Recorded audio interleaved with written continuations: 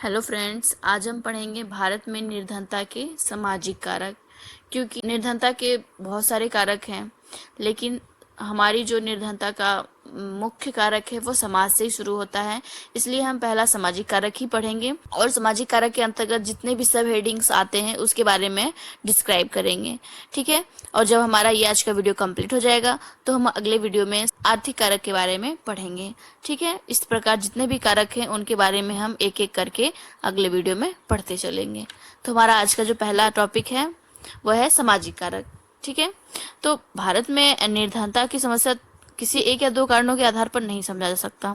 ठीक है। बल्कि ये जो समस्या है वे अनेक कारणों का ही जो संयुक्त परिणाम है। इस संबंध में यह ध्यान रखना आवश्यक है कि नगरीय और ग्रामीण क्षेत्रों में निर्धनता के कारण भिन्न भिन्न हैं, लेकिन हम जो है कि कुछ समान कारणों के आधार पर इसे स्पष्ट करेंगे। तो हमारा पहला है सामाजिक कारण हेडिंग हो गया। क्योंकि हम जन्म लेते हैं, समाज में रहते हैं और समाज के कौन कौन से ऐसे नियम हैं जिनका पालन करना होता है और कौन कौन से ऐसे कारक हैं, ठीक है, जिससे कि निर्धनता की स्थिति उत्पन्न होती है।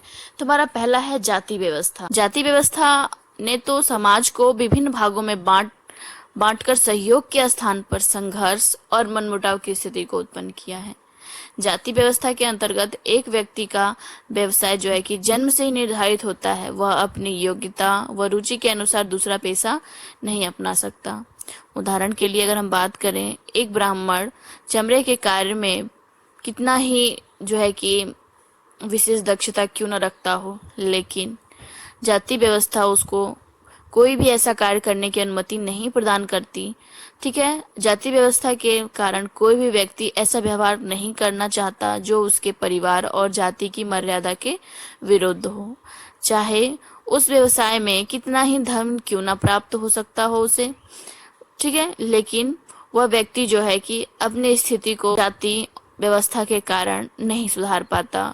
ठीक है। और जो उसके लिए जो व्यवसाय निर्धारित कर दिया जाता है उसी को वह निभाता रहता है, जिससे उसकी स्थिति क्या है और गंभीर ही होती चली जाती है, क्योंकि वो आगे नहीं बढ़ पाता अपनी जाति व्यवस्था के कारण। ठीक है। फिर हमारा दूसरा है संयुक्त परिवार की व्यवस्था। तो संयुक्त परिवार ने जो है कि सदैव ही स्वस्थ आर्थिक प्रेरणाओं में बाधा उत्पन्न करके आर्थिक विकास को कम किया है।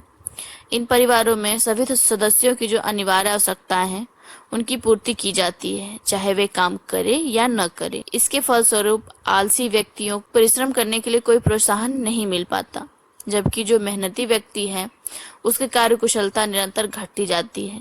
संयुक्त परिवार में बाल विवाह का भी प्रचलन होने के कारण जनसंख्या में भी बहुत तेजी से वृद्धि होती है, जिसके कारण सदस्यों का जो जीवन स्तर है वह सदैव निम्न ही बना रहता है। इस प्रकार ऐसे परिवारों में अधिकांश व्यक्ति एक दूसरे पर निर्भर होते हैं, आलसी होते हैं, अव्ययी होते हैं और स्वार्थी किस्म के भी होते हैं।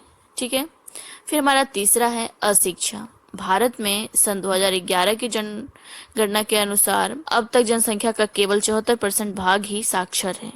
इस प्रतिशत में वे व्यक्ति भी सम्मिलित हैं जो मामूली रूप से पढ़ लिख सकते हैं, अर्थात अथवा केवल अपने हस्ताक्षर कर सकते हैं।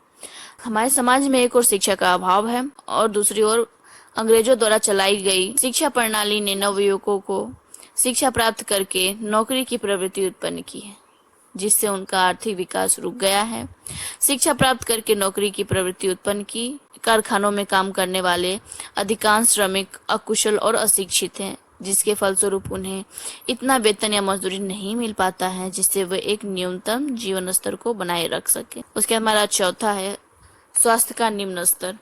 भारत में स्वास्थ्य की सुविधाओं में निरंतर वृद्धि होने के बाद भी जन सामान्य के स्वास्थ्य का स्तर अत्यधिक निम्न है। फ्लू, मलेरिया, टाइफाइड, टीबी और दम्मा आदि ऐसे रोग हैं जिसकी संख्या आज भी भारत में बहुत अधिक है।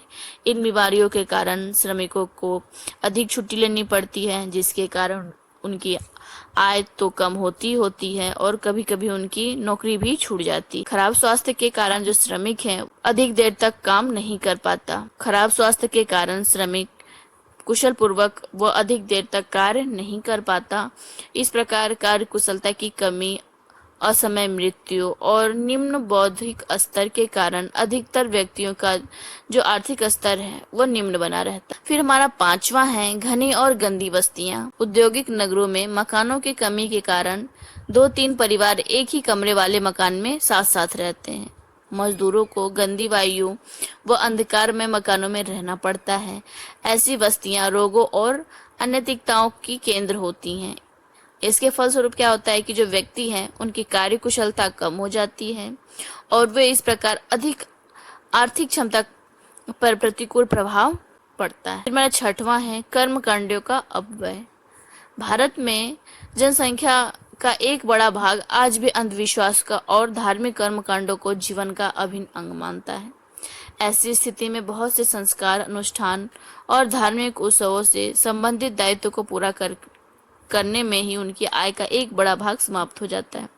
व्यक्ति चाहे भूखा रहे अथवा ऋण ले, लेकिन उनके जो कुसंस्कार हैं उनको पूरा करना सबसे अधिक आवश्यक माना जाता है। यह व्यय आकस्मिक होते हैं जिनका न तो पहले से अनुमान लगाया जा सकता है और न ही व्यक्ति के पास इतने साधन होते हैं कि वह उसे पूरा कर सके। फलस्वरूप क्या होता है, जो समस्या है वो निर्धनता के साथ साथ फलस्वरूप इस समस्या ने जो है कि निर्धनता में ही नहीं बल्कि ऋणग्रस्तता की समस्या में भी वृद्धि की है। इसमें जैसे कि पूजा पाठ हो गया, किसी के समय मृत्यु हो गई, ठीक है, तो इन सब के लिए जो भी संस्कार किए जाते हैं उनकी बात की जा रही है।